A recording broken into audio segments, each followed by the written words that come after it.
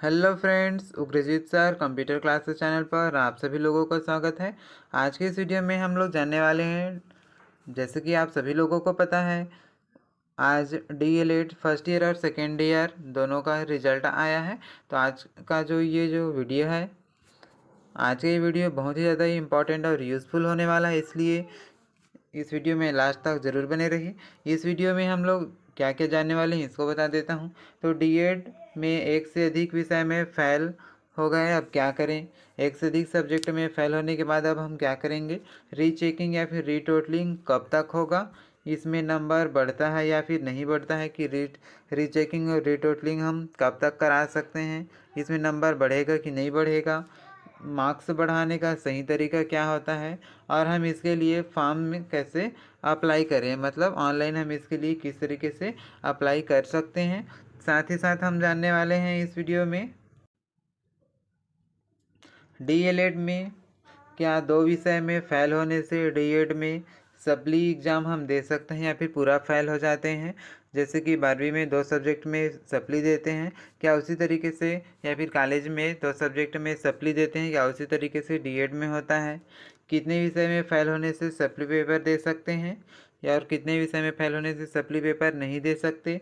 First year में fail होने के बाद क्या हम सेकेंड ईयर का एग्ज़ाम दे सकते हैं। फर्स्ट ईयर में फ़ेल हो गए अभी, तो क्या हम इसके साथ साथ भी सेकेंड ईयर में इसमें एग्ज़ाम हम दे सकते हैं। सेकेंड ईयर के लिए किस तरीके से दे सकते हैं, इसका सप्ली एग्ज़ाम कब होता है, रीटोटलिंग और रीचेकिंग जो एग्ज़ाम होता है वो कब होता है, इन सभी चीज़ों के बारे में आज के इस वीडियो में हम लोग जानने वाले हैं।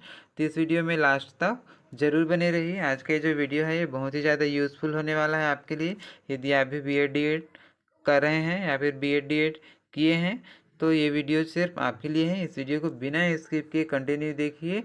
ये वीडियो जो है बहुत ही ज़्यादा यूज़फुल है आपके लिए, यदि आपका भी बी एड डी एड का एग्ज़ाम जो है वो अभी उसका रिजल्ट आया है। तो चलिए हम जल्दी से वीडियो स्टार्ट कर लेते हैं। डीएड में एक से अधिक विषय में फ़ेल तो हो गए, अब हम इसके लिए क्या करें। फ़ेल तो हो गए, एक से अधिक विषय में फ़ेल तो हो गए, अब हम क्या करें।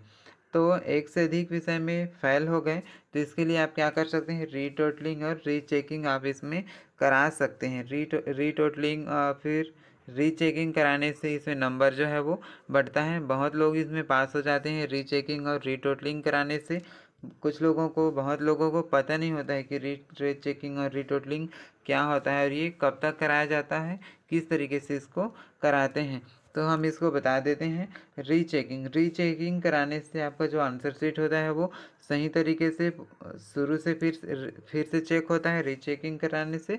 और यदि आप रीटोटलिंग यदि आप कराते हैं, तो रीटोटलिंग कराने से आपका नंबर बस जो है वो काउंट होता है, यानी कि जो पहले की जो गणना हुआ रहता है, कैलकुलेट हुआ रहता है, उसी नंबर को ही रीटोटलिंग कराने से उसमें गिना जाता है। जबकि रीचेकिंग जो होता है, इसमें पूरा आंसर शीट जो होता है वो चेक होता है। रीचेकिंग और रीटोटलिंग दोनों के लिए इसका जो फीस होता है वो अलग अलग होता है, कि आप रीचेकिंग कराना चाहते हैं या फिर रीटोटलिंग कराना चाहते हैं।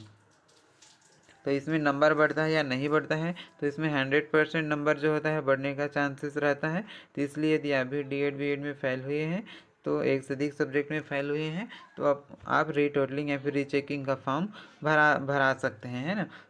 मार्क्स बढ़ता है या फिर नहीं बढ़ता है, मतलब मार्क्स बढ़ाने का तरीका क्या होता है। तो मार्क्स बढ़ाने का तरीका क्या होता है, यदि आपको डाउट है कि रीचेकिंग कराऊँ या फिर रीटोटलिंग कराऊँ, मेरा नंबर कम आया है, तो इसके लिए आप इसमें मार्क्स बढ़ाने का तरीका होता है कि आप इसमें रीचेकिंग कराना, इन दोनों में से रीचेकिंग कराना सबसे ज़्यादा इम्पॉर्टेंट होता है, यूज़फुल होता है, क्योंकि इसमें हमारा आंसर शीट जो होता है वो नए सिरे से सही तरीके से शुरू से क्या होता है, चेक होता है हमारा आंसर शीट जो है। तो इसलिए हमें रीचेकिंग कराना चाहिए, इससे मार्क्स बढ़ने के जो चांसेस होते हैं वो 50% बढ़ जाते हैं। इसके लिए फॉर्म कैसे भरें, तो फॉर्म भरने के लिए आप ऑनलाइन चॉइस सेंटर, किसी भी चॉइस सेंटर में जा कर के इसके लिए आप इसमें ऑनलाइन आवेदन फॉर्म भरा सकते हैं। इसका डेट कब तक होता है, मतलब हम कब तक इसमें रीचेकिंग या फिर रीटोटलिंग करा सकते हैं, तो रिजल्ट आने के 15 दिनों के भीतर, है ना, रिजल्ट आने के 15 दिनों के भीतर आप क्या कर सकते हैं, इसमें रीचेकिंग या फिर रीटोटलिंग करा सकते हैं। इसके बाद आपको कोई ऑप्शन इसमें नहीं मिलता है। फॉर्म कैसे भरें, तो फॉर्म भरने के लिए आपका जो DLED होता है, तो DLED कोर्स में जो आपके जो संस्था होता है, इंस्टीट्यूट, वहीं पास भी इसका जो फॉर्म होता है वो भरते हैं। वहाँ के जो बाबू होते हैं वो इसके जो रीटोटलिंग और रीचेकिंग का फॉर्म जो होता है उन लोग खुद ही भर देते हैं। आपके कहने पर आपको फीस पटाना पड़ता है। या फिर आप बाहर से भी इसको अप्लाई करना चाहते हैं ऑनलाइन आवेदन, तो आप ऑनलाइन आवेदन इसको बाहर से भी अप्लाई कर सकते हैं। आप देख लेते हैं क्या 2 विषय में फेल होने से DED में सप्ली देते हैं या फिर पूरा फेल देते हैं। तो DED का जो रूल होता है वो अलग होता है, स्कूल और कॉलेज दोनों से अलग होता है, क्योंकि DLED का जो विषय होता है वो स्कूल और कॉलेज दोनों से अलग अलग होता है, अलग तरीके से पूरी तरीके से डिफरेंट होता है। इसलिए इसका जो इन्फॉर्मेशन जो रहता है, ये भी शर्तें जो होती है वो भी अलग होता है। DED में ऐसा नहीं होता है कि 2 सब्जेक्ट में हम फेल हो गए तो इसमें हम सप्ली दे सकते हैं या फिर पूरा फेल इसमें आ सकते हैं। तो यदि आप DED में 2 सब्जेक्ट में फेल हो गए या फिर 2 से अधिक सब्जेक्ट में भी फेल हो गए तो इसको फेल नहीं माना जाता है।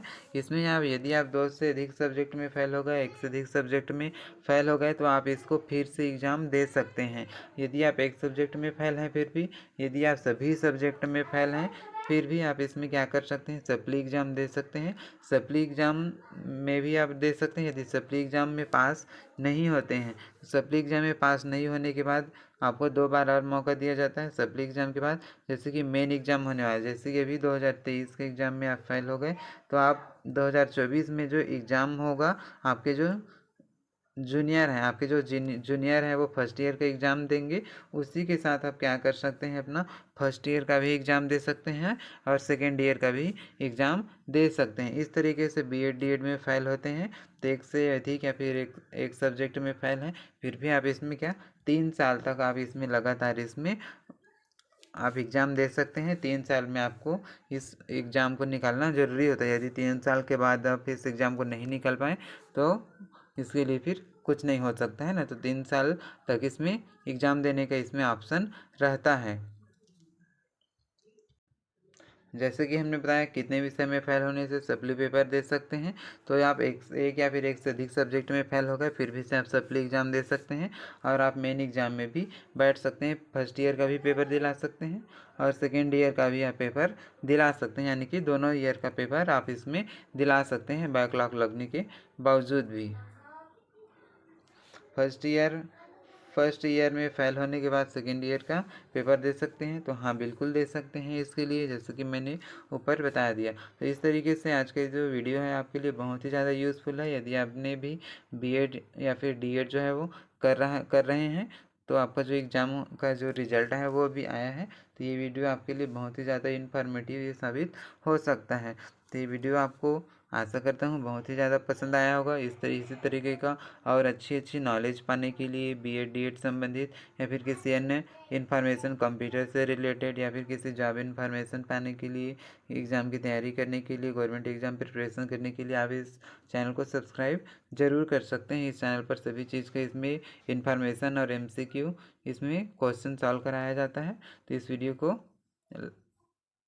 लाइक ज़रूर कर दीजिए और साथ ही साथ इस चैनल को सब्सक्राइब ज़रूर कर दीजिए और जितना ज़्यादा हो सके इस वीडियो को शेयर ज़रूर करें अपने सभी दोस्तों को साथ। मिलेंगे इसी तरीके से नए वीडियो में नए टॉपिक के साथ।